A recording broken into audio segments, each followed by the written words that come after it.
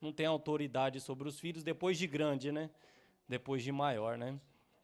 Mas que Deus nos abençoe, que Deus nos fortaleça. Abra sua Bíblia no livro de Lucas. Lucas, capítulo 15. É uma história bem conhecida, mas é muito interessante. Lucas, capítulo 15, versículo 11. É a parábola do filho pródigo. Lucas 15, versículo 11.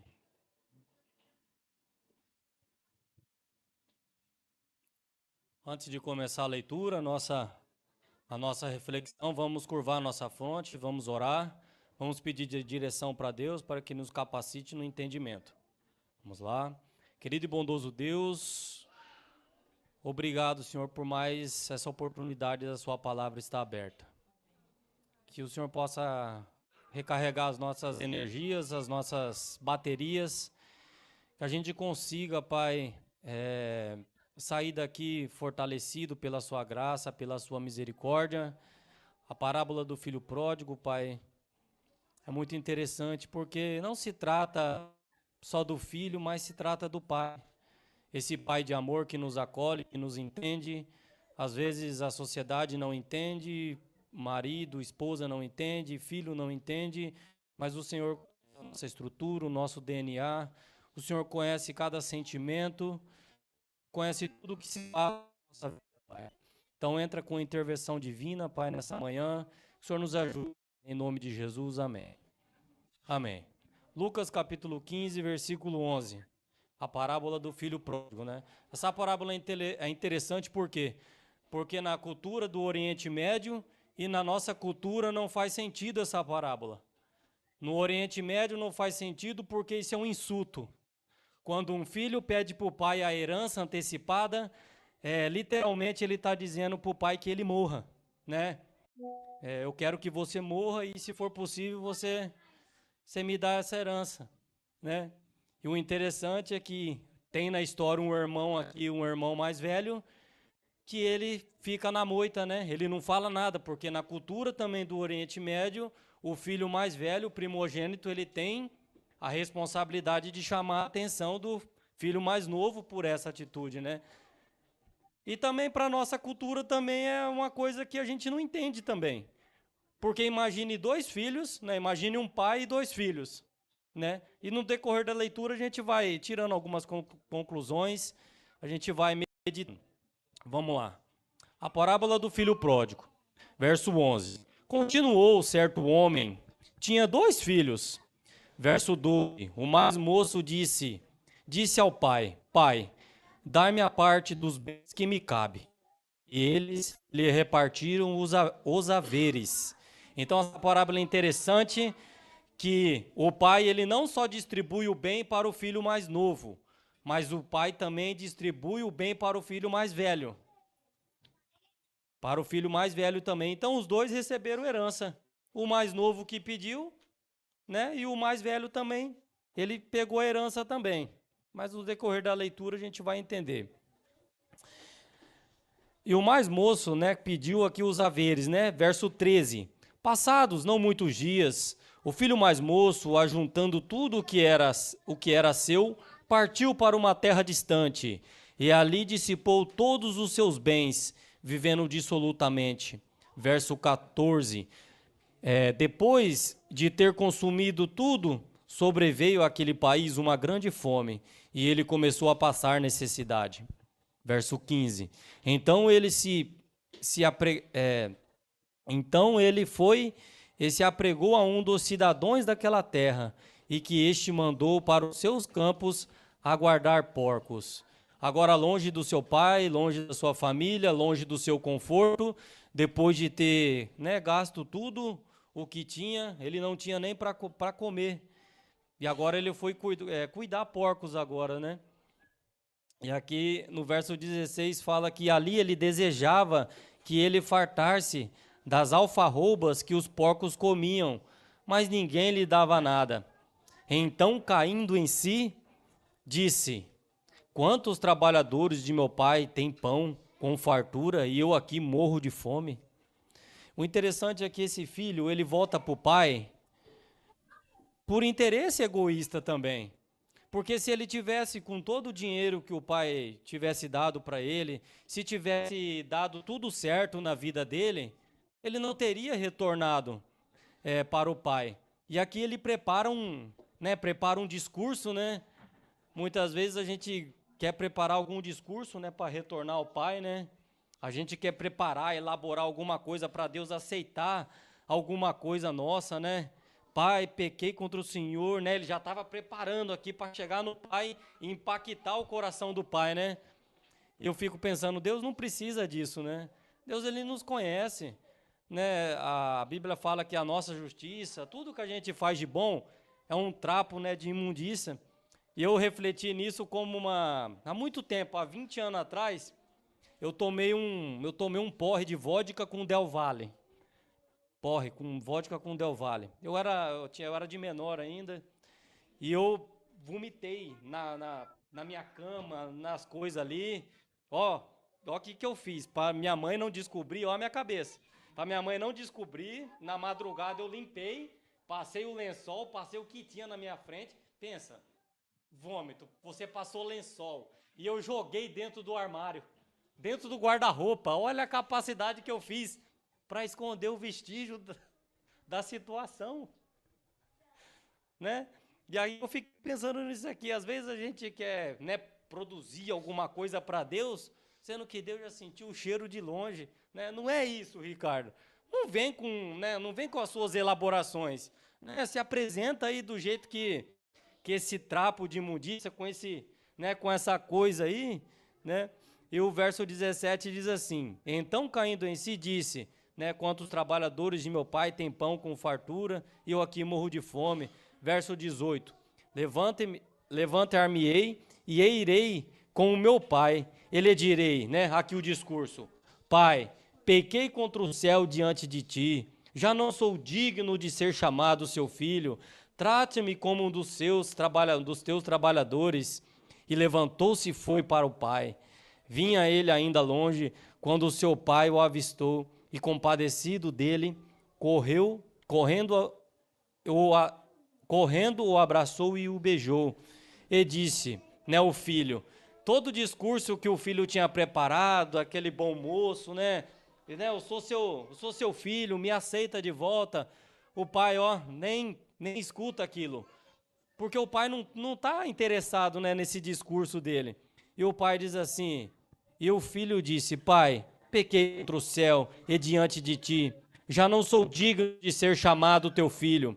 Verso 22, porém disse aos seus servos, trazei depressa a melhor roupa, vestiu e pondo-lhe um anel no dedo e sandálias nos pés. Verso 23, trazei também e matai um novilho cevado, comamos e regozijemo-nos. Verso 24, porque esse meu filho estava morto e reviveu, estava perdido e foi achado. E começaram a regozijar, né?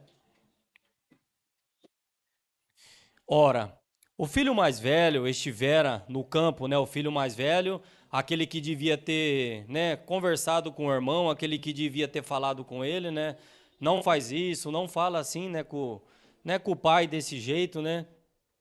Então o filho mais velho estivera no campo e quando voltava ao se aproximar da casa, ouviu uma música e danças e chamou um dos criados e perguntou, que era aquilo? Verso 27, e ele informou, veio o teu irmão e o teu pai, e o teu pai mandou matar o novilho cevado porque recuperou com saúde. Verso 28, ele se indignou e não queria, ele se indignou e não queria entrar, né, na festa. E saindo, porém, o pai o procurava reconciliá-lo, né? Mas ele respondeu ao seu pai, há quanto tempo te sirvo, sem jamais transgredir uma ordem tua? E nunca me deste um cabrito sequer para alegrar-me com os meus amigos. Vindo, porém, esse teu filho, que desperdiçou os teus bens com meretrizes, tu mandastes matar para ele um novilho cevado. Então aqui o filho mais velho, ele fica indignado, né? Eu não sei por que que ele ficou indignado, porque também ele pegou a herança, né? Um foi embora, um foi mais sincero, e o outro ficou dentro da casa com a herança, né? E ele se dignou aqui falando que o pai nunca deu um novilho para ele, o pai nunca fez nada para ele. Mentira, né? O pai procura reconciliar os seus filhos. E aqui o verso 20, o verso 31 diz: Então lhe respondeu o pai: Meu filho, tu sempre está comigo. Tu é meu, tu, tu o que é meu é teu. Entretanto, era preciso que nós regozijássemos e nos alegrássemos, porque o teu irmão estava morto e reviveu, estava perdido e foi achado. Então essa história não faz sentido, né, no Oriente Médio, não faz sentido para a gente, né? Porque o pai, né, ele quer aquele que está lá fora, o pai, ele quer aquele que está aqui dentro. E o interessante é por que que Deus conta, né, essa parábola? Fiquei, né, pensando, por que que Deus contou essa história, né? Porque Jesus é um grande contador de história, né? E histórias ensinam a gente. Falei, por que que ele contou? E a história termina com... A história termina em um, tipo, e aí, né? O que que aconteceu? Né? Um silêncio, né? Parece aquela novela mexicana, né? Quem aqui já assistiu novela mexicana? Eu já assisti porque eu não nasci adventista, né? Então assisti, né? Fica aquele suspense, né? Arlindo Orlando, né? Aquele negócio. A gente não pode se casar. Isaura, Isaura, por quê? Aquele negócio todo, né? E um suspense. E aí a gente vai procurando, em cima da parábola do filho pródigo, Jesus ele conta outra parábola. Vê na sua Bíblia, o verso 8, capítulo 15, verso 8. Jesus conta outra coisa. Então Jesus estava querendo ensinar alguma coisa para alguém. Jesus vai lá e fala assim, a parábola da dracma perdida. Verso 8. Ou qual é uma mulher que tendo 10 dracmas se perde uma, não acende a candeia, varre a casa e a procura diligentemente, até encontrá-la. E tendo achado, reúne as amigas e as vizinhas, dizendo, alegrai-nos comigo, porque achei, né, a dracma, uma moeda, que tinha perdido, e eu vos afirmo que de igual modo há júbilo diante dos anjos de Deus por um pecador que se arrepende. Outra parábola que na nossa mente não faz sentido. Por que que uma mulher está tão feliz que achou uma moeda? Né? Seria a mesma coisa a gente perder 10 cêntimos e a gente ficar desesperado por causa de uma moeda. Mas naquela cultura, quando uma mulher se casava, o pai ele dava uma tiara para a mulher ou um véu que vinha umas moedinhas. E aquilo era o retorno da filha para casa se acontecesse alguma coisa. Então era uma segurança. Seria a mesma coisa hoje em dia a gente está viajando e a gente perdesse o nosso passaporte. Perdeu o passaporte, perdeu o dinheiro, e agora? Né? Desespero total. Aí Jesus ele conta outra parábola que ainda eles faltava alguma coisa ainda. E em cima da parábola aqui da dracma perdida tem a parábola da ovelha perdida, que diz assim, verso 3. Capítulo 15, verso 3. Então lhe disse Jesus essa parábola: Qual dentre vós é o homem que, possuindo 100 ovelhas e perdendo uma delas, não deixa no deserto as 99 e vai em busca do que se perdeu, até encontrá-la? Verso 5. Achando-a, põe sobre os ombros, cheio de júbilo, e indo para casa reúne os amigos, vizinhos, dizendo-lhes: Alegrai-vos comigo, porque achei, né, aqui a minha ovelha perdida. Digo-vos que assim haverá maior júbilo no céu por um pecador que se arrepende, porque por 99 justos que não precisam de arrependimento. É isso que Jesus veio fazer. Ele largou os outros mundos já existente e veio para esse mundo nosso. Ele deixou as 99, né, simbolicamente, os outros mundos para vir nesse. Não, os humanos, os seres, essa raça caída, eles se perderam. E eu vou lá. Eu vou deixar vocês aqui, mas eu vou lá em busca deles. E eles não entendem, né? Eles não entendiam por que que Jesus ficou com pecadores, por que que Jesus tinha algumas atitudes, né? O interessante do legalismo, né, de uma pessoa legalista, é que ela tem prazer em ver uma outra em uma miséria. Ela tem prazer. Por quê? Porque se eu ver alguém em alguma situação, em alguma miséria, tipo assim, eu me sinto mais santo. Tipo, aquilo lá eu não faço, entendeu? Aquilo lá eu não faço, mas, né, incoerências, né, E aqui a gente chega o ápice aqui para quem que Jesus estava contando essa parábola. Para quem que Jesus estava falando? Qual era o público para quem Jesus estava falando? Jesus recebe pecadores. Verso 15, versículo 1. Aproximando-se Jesus, todos os publicanos e pecadores, para ouvir, todos os publicanos e pecadores, e murmuravam os fariseus e os escribas dizendo: Este recebe pecadores e come com eles.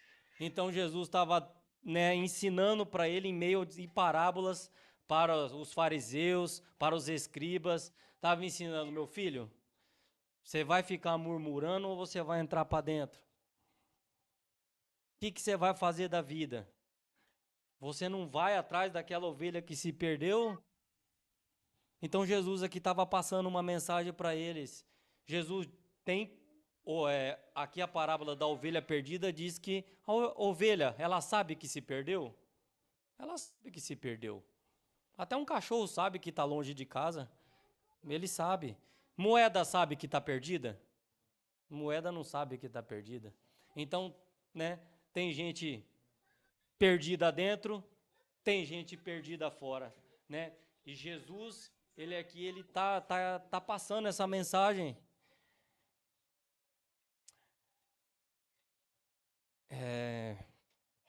Jesus, ele sempre procura. Que nos afastamos de Deus. E Jesus, ele vem, né, à procura, ele vem à procura da ovelha, ele vem à procura da... No Antigo Oriente, tem um costume que quando uma pessoa vai jantar na casa de alguém, ou almoçar, tem tipo um guardanapo assim, que se a pessoa ela dobrar aquele guardanapo, se ela fizer simbolicamente ali, ela dobrar aquele guardanapo, é que ela gostou. É que ela gostou e vai voltar na sua casa. A visita fazia isso. Eu gostei de estar com vocês e eu vou voltar de novo. E quando Jesus ressuscitou, ele dobra o lençol da cama lá da onde ele estava. Ele dobra o lençol, simbolicamente mostrando para todos os fariseus, para os judeus, para os publicanos e pecadores. Ele falou: gostei de estar com vocês e eu vou voltar. Por mais que vocês me maltrataram, por mais que vocês judiaram, daqui a pouco eu vou morrer, mas eu gostei de estar com vocês, eu gostei de recuperar vocês, né? Então essa é a mensagem de hoje. Essa parábola do filho pródigo aqui tem mais sentido com o pai do que com os filhos, né? Porque os filhos, cada um tentando se salvar do jeito que se consegue, né? Porque assim, às vezes os nossos pais não nos ensinaram do modo correto. E cada um, né, vai se escapando de um jeito, cada um vai articulando, né, os seus pensamentos, a sua volta para casa de um jeito, né? Mas Deus mostrou nessa parábola que ele não está interessado, né, de tanta fala. Ele está interessado em receber, né, a nós, receber a nossa mudança, e ele está preocupado com todos. Amém? Amém. Vamos escutar um hino.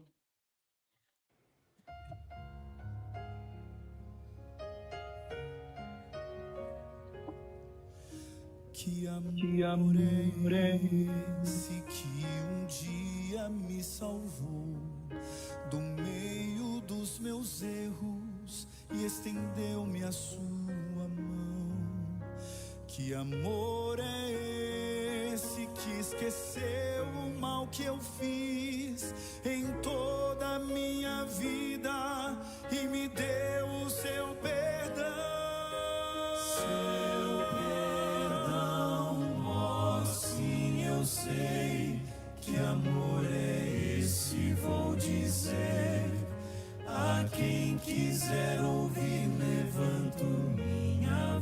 voz ao céu, o amor maior que nunca hei de compreender,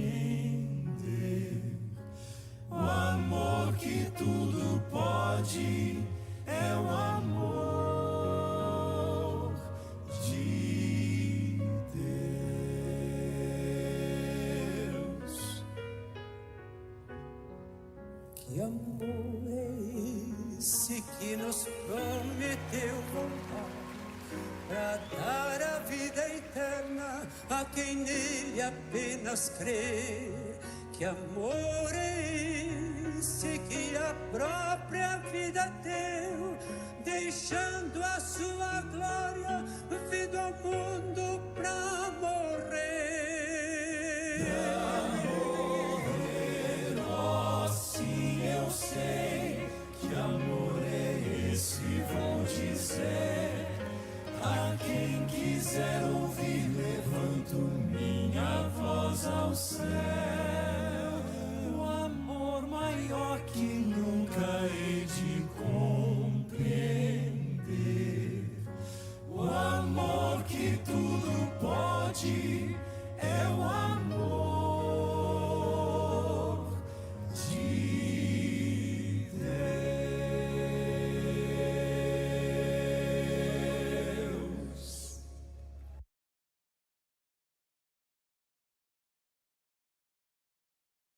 Querido e bondoso Deus, Pai, obrigado por mais um estudo da sua palavra.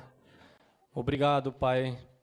Às vezes a gente nem entende o que é o amor de Deus, Pai. Às vezes a gente nem entende o que está escrito na sua palavra. Que o Senhor nos ajude, Pai, a compreender, Pai, algumas situações que nos acontecem, Pai. Talvez possa ser para crescimento. O Senhor sabe como agir na vida de cada pessoa aqui representada, Pai. Nós não sabemos nem um palmo daqui em diante. Que o Senhor tenha misericórdia, que o Senhor tenha perdão para cada um de nós, Pai. O Senhor saiu do céu, o Senhor ressuscitou. Que amor é esse, né, tão grande, que hoje temos, né, a vida eterna, temos a oportunidade de estar todos reunidos um dia de volta. A vida nos tirou, às vezes, o pai, a mãe. A vida nos tirou, às vezes, aqueles entes queridos que nos fazem falta na nossa vida. Mas que o Senhor possa restaurar todas as coisas em nome de Jesus.